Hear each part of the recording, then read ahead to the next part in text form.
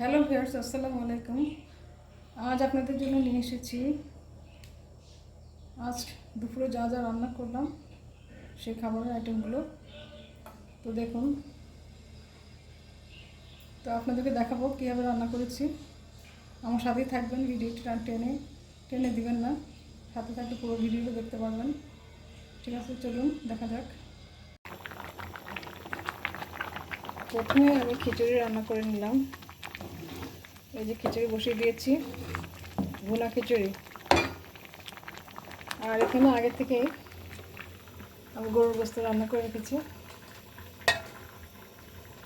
দেখুন, গরুর গোস্ত ভুনা করে রেখেছি।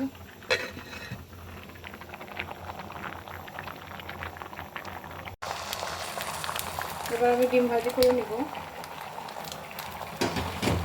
খিচুড়ির সাথে ডিম খেতে ভালোই লাগে, বিশেষ করে পেঁয়াজ কাঁচামরিচ দিয়ে ভেজে ডিম খেতে খুবই ভালো লাগে।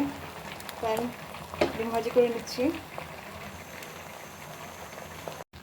দেখুন, আমার খিচুড়ি ভুনা হয়ে গেছে।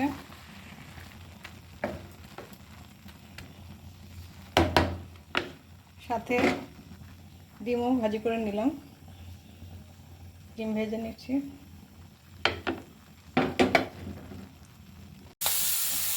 এবার আমি কিছু রসুন ভেজে নিচ্ছি।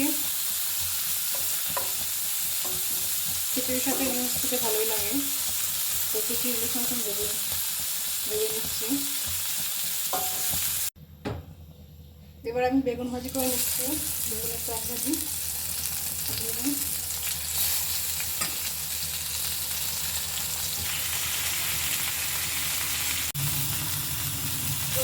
আমার বেগুন ভাজাগুলো হয়ে গেল।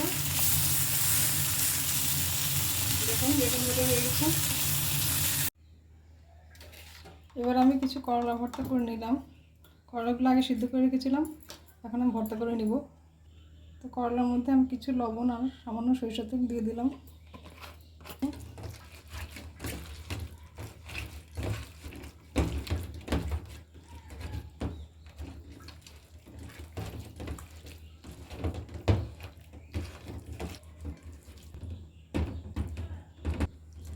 তো করলা ভর্তাটা করে নিল।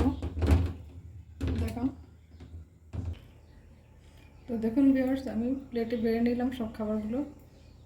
ইলিশ মাছ, ডিম ভাজি, বেগুন ভাজি, করলা ভর্তা, আর এটা হচ্ছে আচার, তেঁতুলের আচার।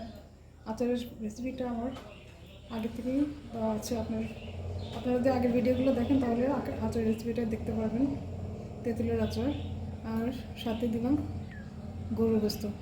তো ভিউয়ার্স, আজ এই পর্যন্তই।